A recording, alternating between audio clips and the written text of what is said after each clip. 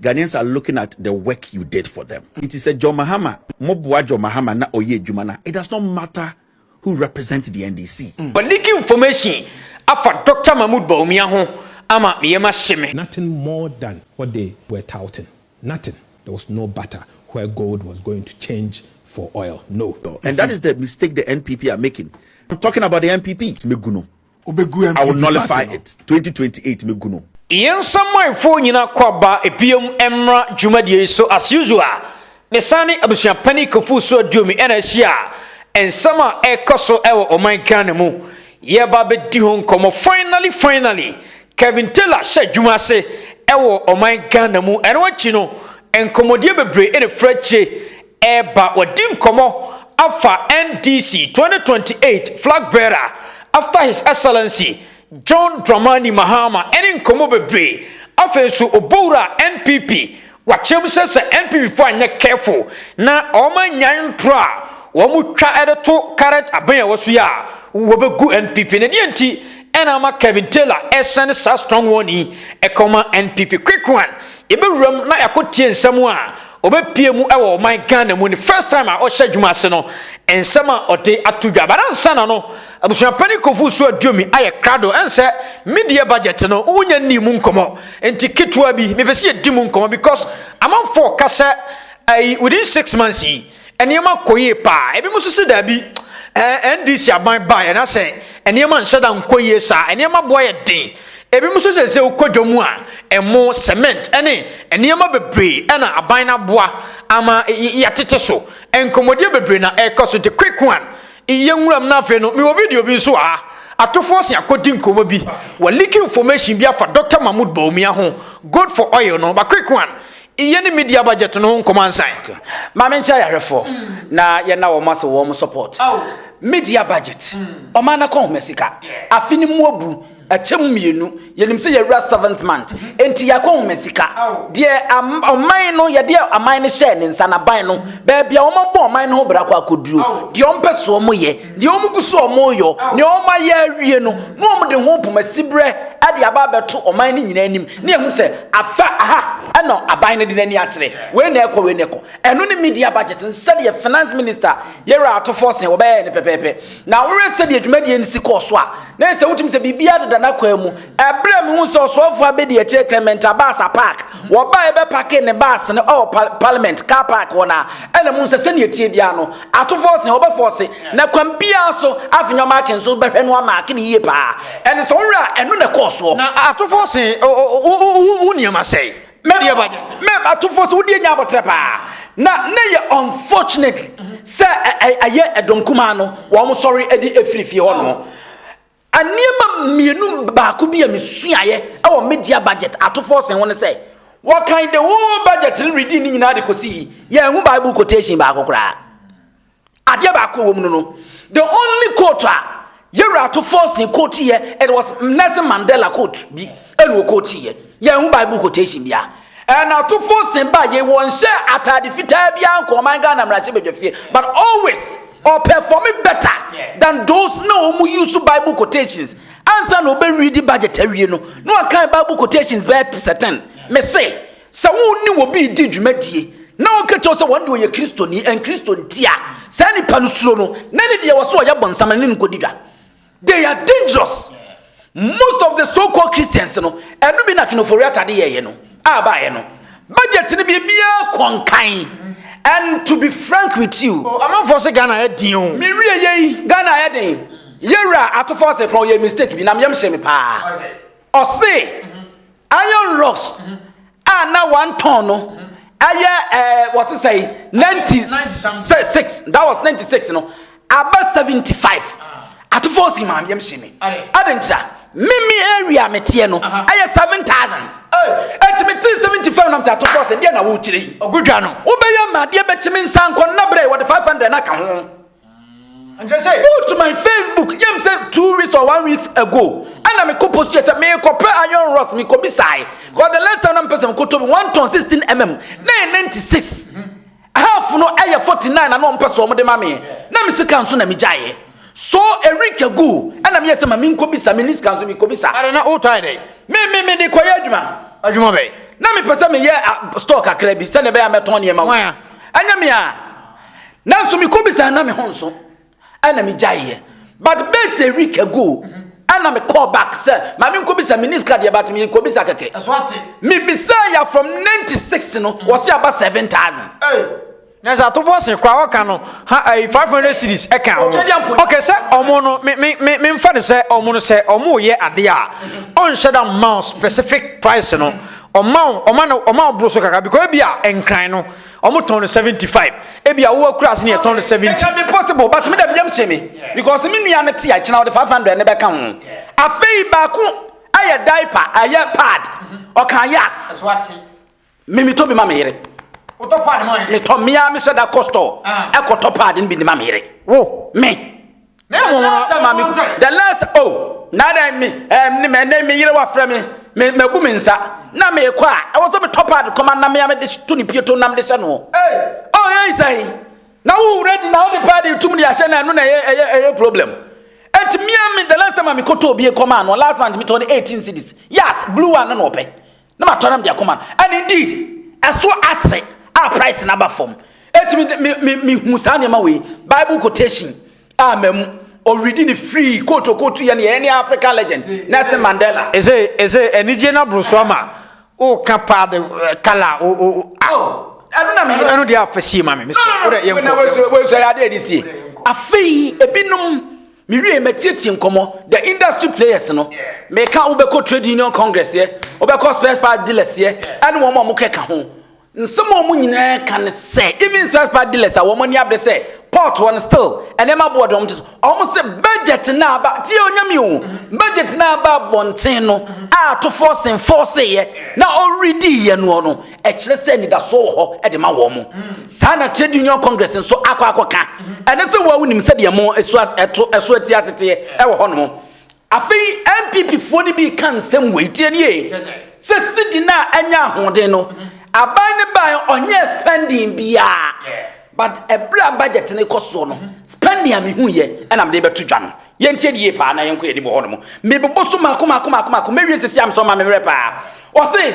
700 million has been paid to defray Eurobond debt e ka da ho ye Eurobond no ye tue 700 million US dollars e dey tua afa 10 million to domestic bond holders has been paid na don kwakufa do haircut obetwa ye e ma pam no pension ne no ne ade odi omusika no emu 10 billion wo motua 2.9 billion Ghana cedis and also the district assemblies common fund and also watua afa 9.1 billion to the energy sector for stable power supply has been paid sani ebeya ye benyan kanea 9.1 Ghana billion cedis 5 billion Ghana cedis arrears has been paid 2.9 billion Ghana cedis Ghana education trust fund and also obenye tua 1 billion and also a free secondary education program and also watia 2.7 billion Ghana cedis here national health insurance scheme abai watia 1.4 billion national health insurance claim has been paid and also watia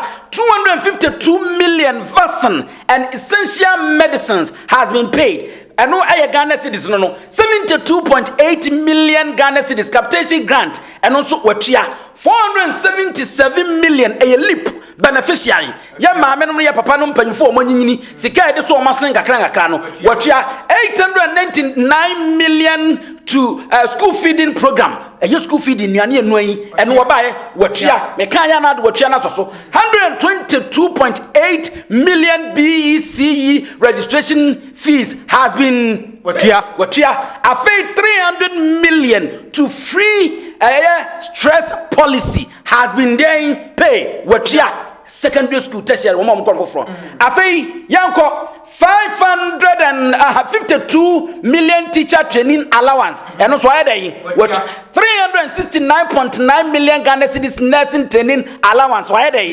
25 million assembly members allowance and no Ghana cedis and so 21 million for national apprenticeship program has been what 34.5 million ejumera program afei 2 billion Ghana cedis and also as good as goose and services to run an effective and efficient government machinery has been paid. And the last one, 2 billion to save the National Investment Bank and also Wachia.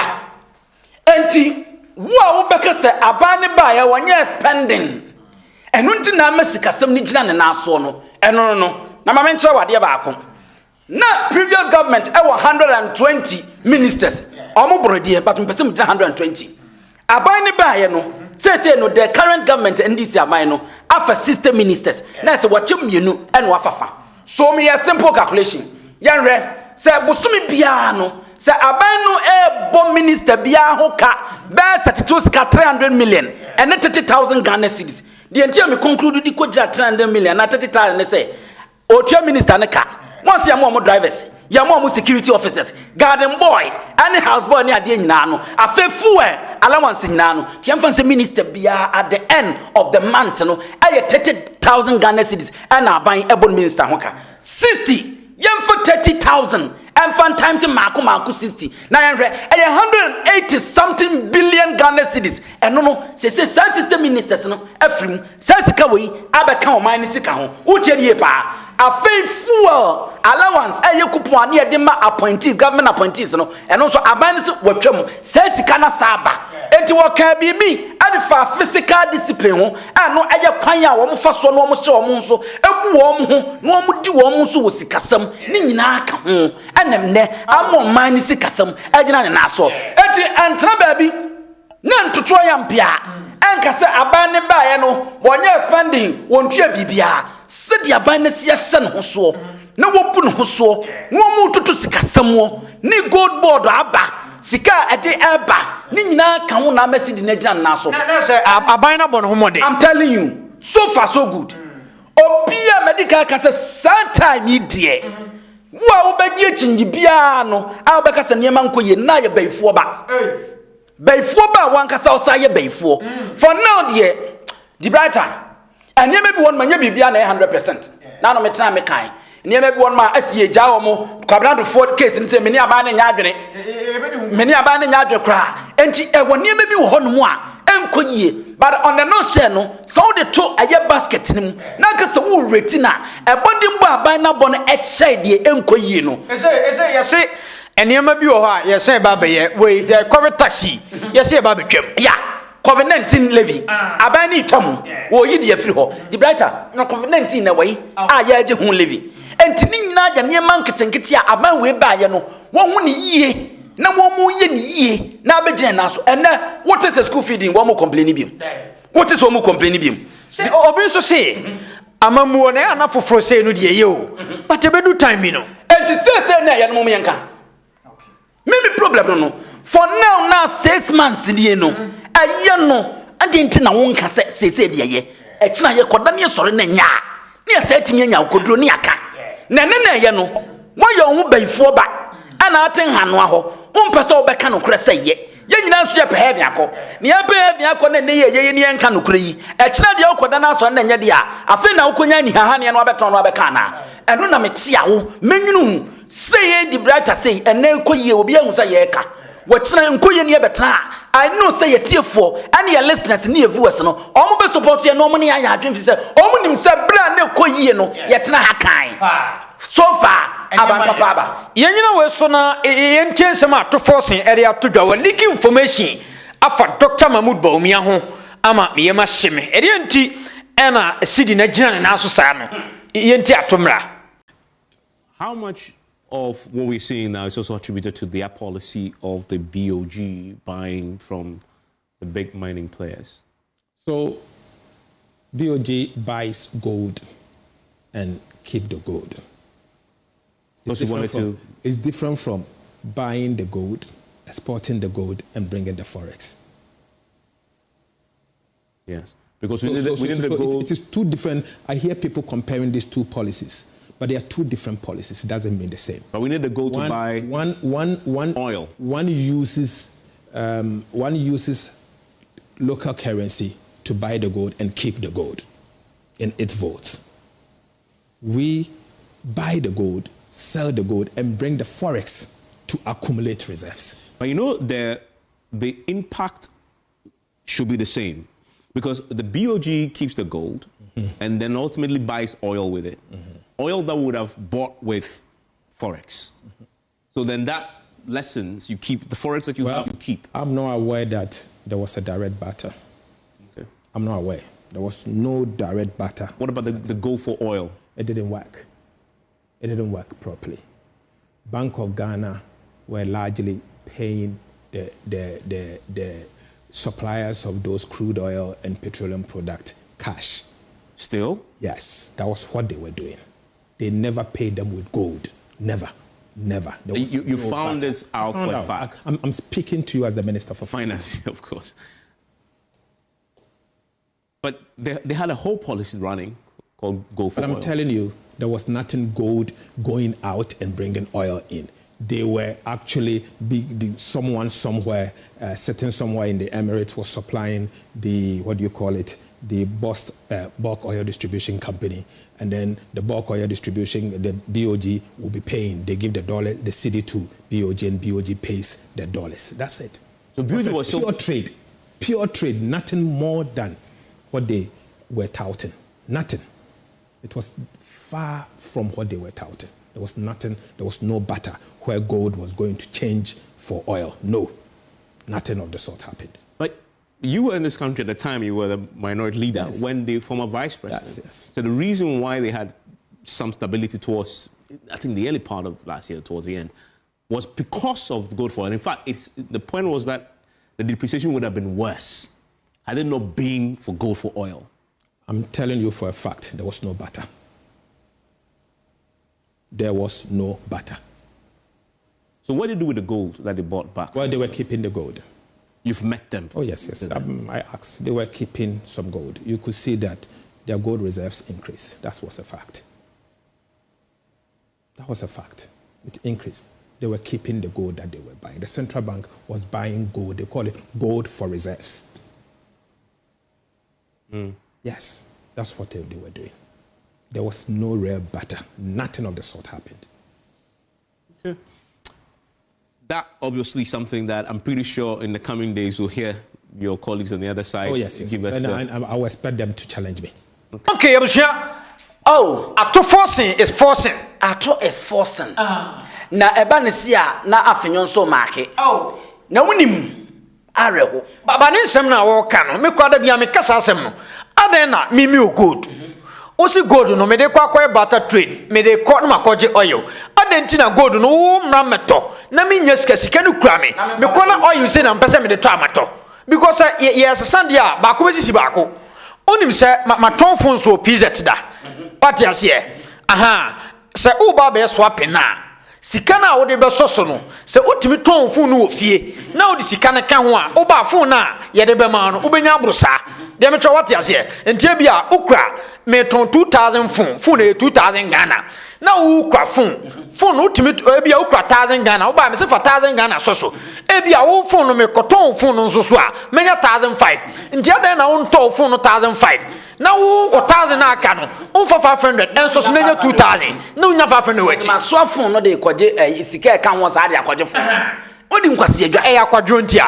Obi ho a obekọ ono abekọ akoton no phone no, na odi sika na soso abeton no, o se menya time. Eno ye friend say kodofuro me. Akwa bi kodo ame. Na wajimi pa.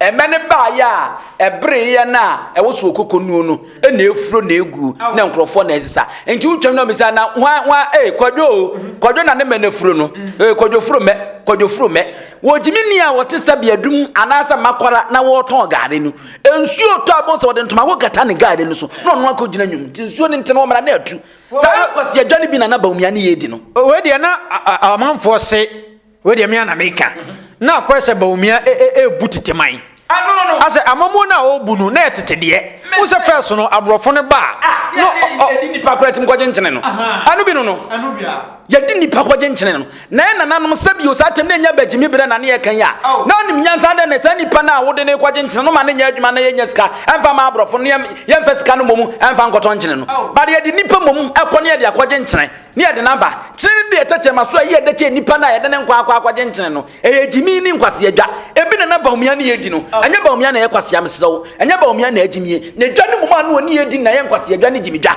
ti ase ma msa because se adwen na ewo dwadie no ho wo hono a untu gold ebuo ne kakraka sei na mfa man kwase buroni se mfa man wo fam wo tio enti in the first place no sanji shey na nkasa na a cake now it doesn't make sense but yenya so-called lecturers economics wama bi was kasem tina me say Ghana ha no those lectures no yanko resource person we ho yanko we a wako school yanko professor we ho no wo mo na egu man no because wo mo ba ani wo ma de wo ko sian classroom no ani wo mo fu na fe de wo ba no bedidi ho so wo bi no nim nyansa bia nim say dwane na nyansa nim and indeed African Americans aya ato forcing asem na wo bi so na ma me mahye kire say na ye say exist kra enya no kra na mum no Bank of Ghana no muto gold no adi gold no eto ho no ne ye disika mum ana na ekoto eye fam no but wo mo ba na ye common slogan keke no mo de abeto gold for oil and no mo de biebie ni so my question is those gold no anom some de kwaje oil no e fa hene e wo fa hene why won akodie why na awia the writer politician de bia meka me say politician me hunu wo heaven me ko bonsam jim no me yiku de tie nyankopon because kame ko say politicians say wo Ghana ha me Ghana ha na mo ne de almost tie almost na se biye but kame ko say nam say dodo na nyinti almost wo mu nyina ya atrofo na adafo akromfo akorifo asansafo abeboman asamman ene wo mu digua no wo mu fu hwesamira Bawumia fie a wasie hwesamira Bawumia fie was in Wakra. Any news? But Samira Bawumia the vice president. Samira Bawumia, oh yeah. So a business woman. Up to now, me the minimum oye. Minim so ton bag and so ton gari. The minimum say obey a second lady. Ewa hanmo. Che fie. Was see Accra. Show some of the politicians, both NDC and MPP na. Young boys are one more party no. Che fie almost sisi. Hwa hodi ya wo mo adwuma ben wo mo ye binum ye nyine ye kra ye che wo mo ye wi secondary school che wo mo wi school da ben adwuma ben wo mo ye na wo mo de anya dose ajapade no ye mimi no mienu ye ajapade ye nsase emu agudie ene wo mo tu no wo mo wi na wo mo de ye wo mo say tam e wo Ghana ha no enti there wasn't any gold for oil the sticker wo Ghana ha so if say wo china ya free Dr. Alhaji Mahmood Bawumia say you ko afre no see ya dia afre no ana bi afre no so omra no meyi no yebenya nkwasiafo bi etese me am kromfo a wono no kapre kura wanya ni wo gold for oil no ebe sore ade MPP Frank abonti sei yanko yampno na ne hu fifre ni motom kankan na etim fifre wo yoko office anim na wanya bi ani ade ya afre Bawumia nti wo ko free Bawumia but this case no they have ayeyura atofo sekin say no kra e kire say Dr. Alhaji Mahmood Bawumia ye friend wo Iroko office na wo kono ye kototona no ne ye bisa no ba bia ye gold no faaye ani de oye okro de koji ye no wo de ho epemasibre de ba but e de ne ye hu no ha no ho say wo ma dada ye na che and this is the kind of person wo mo person wo mo dada no mo se na tare foforo address no de be kire say Ghana fo ye nto aba emfama Dr. Alhaji Mahmood Bawumia masa okay enko yie entwa yie enti asemo ya yera atofo sende aba no me pese me nya reply de fi Bawumia ho o me no me ya no yenyina we so na entiensema Kelvin Taylor so di ni mi hu boye Bedu Taylor anya fanti se me fanti ti mi ye fanti fondama ye bo hinti Bedu Taylor yentiensema ode atudwa wo se o man Ghana mu a ese wa hwadwuma senti ye ne Kelvin Taylor na e ba betra sei na wadi nkomo afa NDC amanyekuo no ho ye koba wadi bi so afa NPP ho ye be ko ho so nti enensem no doso yenti Kelvin Taylor mra. The NDC will be presenting a new candidate which gives them the opportunity to also sail through. Yeah. It will give them the opportunity. Yeah, because NDC ni powerful from. Ni powerful from never ni pano nim terrain no. Eti we dey agbena yewi. But the NDC as a political party has principles they are working within. I know that.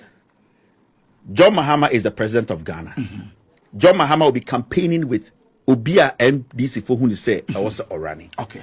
The NDC will be campaigning on John Mahama's record. Ghanaians are not going to be looking at individuals. Ghanaians are looking at the work you did for them. It is a John Mahama, Mobua John Mahama na Oye Jumana. It does not matter who represents the NDC. Mimpo, I'm not even looking that far. Okay. I'm looking at what should be done today. When what is done today is right, when people are going to the ballot, they are not thinking about who is on the ballot. No. They look at the policies that is helping them. Okay. Queenina or taking tampono. Farmer service center abana and the ono utumi ekoji seats. Yes. Aban to me buano money chadi fuso. The cooperative aba. I will say when you improve it on a brabono. Or per se NDC in the twaso. Okay. So it's not about an individual, and that is the mistake the NPP are making. Right now, the NPP as a political party, it is about individuals. It is about Bawumia. Okay. It is about Kennedy. Okay. The NDC is not about anybody. There are so many things that happens in the NPP, NDC Wincy. And I said in Ketia, there are so many things I want to mean or NDC. It should tell you the party is not about individuals. Yes. And to me, I'm not worried about who succeeds John Mahama or who doesn't succeed John Mahama. What I'm thinking about now, the priority is that John Mahama should deliver. Okay. When John Mahama delivers and we get to that point, we will cross that bridge. Anything I go Kumasi across the bridge and across the lever. So me, I don't care about anything now. What I care about is the 4 years. Finally, Kelvin Taylor. Mamen kasa mo ejiro. Tie Kelvin Taylor ya wuti na tie na critical. Okay. Ma wadwemu na ho na mo osom na ho. So we a politician na NDC MPP a you political spectacles no fa gu nchen. Na tie no. Say obi a o pepelpe yo with fairness na fa tie no. Aside a toda personal attack, when Jimmy Oya born him Yansan, he always makes sense. He always makes sense. Asama Kelvin Taylor can me matra kandada. Enye new. But ultra analysis no digu honwa. The new candidate about the National Democratic Congress is not important right now. But the most important thing, and he said John Dramani Mama Bebo Juma. Man, the last time I told you, says John Dramani Mama Timmy said there was just ye, and why shall say no, or the back ya pa, or to me the query ya pa. No more the me cram ko flag bearer, e could NDC anymore, make me a beauty Bawumia, and as a Canadian Japan. So the most important thing, and say, and this as a political party, no. Omo do omo chita nyina omo be bury omo differences me na mpesa me di animu no omo de beto nchen na wo ye minister wo ye DC wo ye party supporter wo de wo mpa ebo e de atai oman no e mampanyin no achi e ye mo political party no so obetimi ya bo adwuma na adwuma obebo no be ma mo party no campaign ne be ye mre na adwuma obebo no be ma mo campaign no beto nsuo mu ntia de na mo nyama ne nyamre Any wasn't some baby because we NDC party. I'm telling you, and a basic salary, party ma. I can confidently tell you, say, John Mama flew on one neighbor, and one more pimpim, or Pienya John Domani flew on ma, or bet me a bedia NDC man you couldn't open. And I can mention names. Bensa 20, one bet a potential candidate, at the NDC man you kuna, Ebio Mutecha, one more. Oh, Yenya himself na Jusu. When you obey. And now to force in the dean, a Juma won't in the dean. To force a crowd, a gun, a man of crime, one of fancy. They all see boy, you must see, what to Tony man. To force so. Mahama Yaragadi now. Inu sa fuseni munyi na ho aya friend say agric minister aya Erikopoku onidi nam ho sanso na health minister aya kwabena ayi sahwibo di mrase bedwani wono so nidi ninam okuje tonu munyi na ho zinato Julius Debra wonu nya no don sense du nketia wo munyi di ninam empo some people are saying say maame no aya vice president senye age na akache no so these are all the potential candidates who met me a lady NDC and Nimuo Amana Ye, and I know Sesamino, lobbying assassin Koso ever for more, but what did they because they have competent party chairman, the person of Johnson said in Ketia, and I know, sir, only man will be your manager and will be a bidding Quasimbia only about the Poluana at the Babo, but and be Piaman you could I sing Yambu, in Yangumu, Naya Biopono, and Womotuasity will be a number open. Yanka womu buomu ani emfa buono nto ano ani emeki so say ye de ka do dia tomo tie ne ye biopro no ene obi anam na nam wo nam no nso no krofo ne ma no wo mo say ne saa real California massa did you benya na aba no de aba no pa we aba no de aba no pa eno na ekoso between Bawumia ene Yewra Canada Japan wo mo ntem no enwan ye omugu buom ya bi wo mo ena we nam ha ena wo mo tobo no wo real California ma wo sen California so what is happening in NPP currently no enya de betimi esie e wandi simu esi e wo sumasie but wo mo manage no makate no enti dia Kelvin Taylor no won't make sense and he is telling you the truth. I think that NDC as a political party no e was so mo fa bebo wo mo amfa so de ya ne wa wo jejeje yenyina we so na yensantiwe mra. I'm talking about the MPP. Okay. I'm not going to sit here. It's a surprise. Meguno. MPP I will nullify it. 2028 Meguno. Mekachans I will enter Ashanti region. I will take power from there. Otu for say Nana Chenchen hina ba me do. Nana Domi. And I'm Mr. Dasantimai. No. Yes. Me gu MPP no. Me ne wo ene omo adwene eye dwuma omo kan okre. E be gu no. E be gu party no. Ade ba ko pere de betum de gu no. The facts. Okay. Protect the government with the facts. Okay. So person the MPP ba for facts no for bra. Okay. E born na ma share MPP for. 2028 the party will go in exile. Omo ba biem. But what is about me I say obi one will be contesting no. I am not the power man no. The fact that on President Mahama contested last year elections, 2028 in a automatic. Say Mahama will hand over power. 2020, Mahama did not lose by 1.8 million votes. I know there. So nobody can sit and weigh their destiny on fan compare Mahama. No, it doesn't work in that way. I see. In 2020, can you say Mahama contested 2020 and will lose until 2028 to be winning? No. Mahama, check Mahama's numbers in 2020. Yes. Technically, Mahama won the elections. We all know. I know in the South Pessoa, yes, our comparison now. Check it. The number of people who rejected Bawumia and the number of people who rejected John Mahama in 2016. 2016. Yes. Now, Yambra Bedu 2020. Okay. How many people rejected Mahama? So the numbers kept dwindling. 2024, the gap is wide. So that argument there. Now, when I saw Omenya flag bearer there. MPP because Omenya flag bearer New York. Kelvin Taylor also be gu MPP. And me yam shim. Na say nyeye sa. Meeting na me odru me gu MPP no. Am say akwa we ade wo yare ana. But okan ye ni bedru baby. Na hu say or say what the first tie I will use facts and figures to support this government. Yeah. Nti se won so opese NPP aba abemu a use the same facts and figures no na fa support na fa bra. Say be almost the intro. Enu nti no betimi di no credit diffuse no. Bebia entro ne no kure be hia bia no utru mu tan ne betene ye pe no kure ne ekata ntro no so. Most importantly, ebra ye do computer world. Ebra ye do global world. Ebra ne ewiase nda wo bia ansem. Entia ne atofo si reading media budget no. Obi shefilm nufu so. Obi shetoko. Haiti, China, India, even under the ocean, but of funny phone na otumi switch kwa ohu de atofo sen oka e de for mine budget no. It won what me ready aside that no and then nipa nie bia enye tete 1990 politics no 80 politics no 2000 politics no and ye 2004 the 21st century politics enti enano youth ni nyina ni da ho youth anu no kane no obu ni nsa no okoto part 25 no ene etiba 18 no ebinum kura ko social media man se ba binum ebi se ba bi omo kura omo to ne 13 ni ade ba ko se ba bi okosia bi ye ton 5 the man 35 cities two visa say youth no ompewe op 25 no enti youth a na abetia boto konkonte ya to no 12 million na atia ba 500 no and two visa wono no nti one dey wonim sanyansa na ma me a na odi dwa no wokoye wo hu the differences one man no mu sidan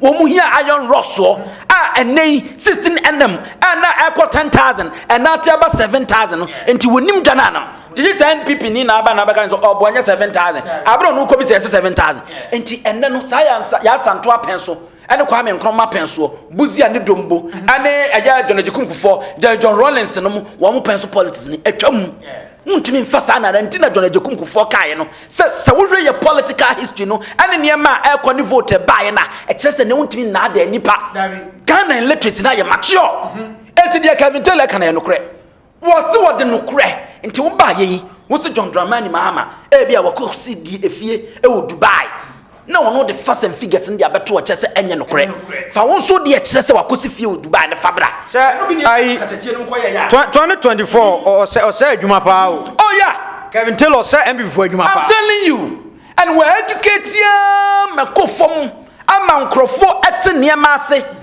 yanum suyansu abomodem pa obi nkamfo ya meme kamfo ya ho yan brighter media adwuma Kelvin Taylor ya nanu abi ne yansu ye ade wo ye de wo mo kan ne brofo yansu aba be kirekire mu twi di kire nkrofo me nkrofo hu ne yeko yansu abomodem pa and there are some radio stations TV stations any other media handlers adwuma wo mo ye no ebeye din senne betim din tro e de adi nkunim na nu so am MP ade beto a wo kan interchange asemo eka kwanya enye wo ne mpesua so no MPP 8 years no o mutimi comment they couldn't but the next 5 months aban by no o so me ye kwan fama wo enti wo ye youth no wote so am ho no ma ohun sa na MP ne kura na dwen ye adwuma e wo ho no mo enti the brighter and some Kelvin Taylor ka no wo betina baabi ne bia wa say why ne Kelvin Taylor o so begu MPP but I'm telling you adwuma wo boy ne ka ho bi ene ne 87 seat no okay efi mama mfa na gro some people will be bia omo nyire wo mo na wo mo nso mo de bebe bia no omo mfa nyina so emu do wo mo nyina so mo meka emfa mra because so wo de ba na nya no kura ye jandam enu ni sa jiri gogo na some of us yete ne so betena no ma ne ya kirem na afi wo jandam no ya mra ye jiri gogo de am obi ehu okay simple tietia fefefe okay abusia ko ebe sa ba biem yakra mu nyina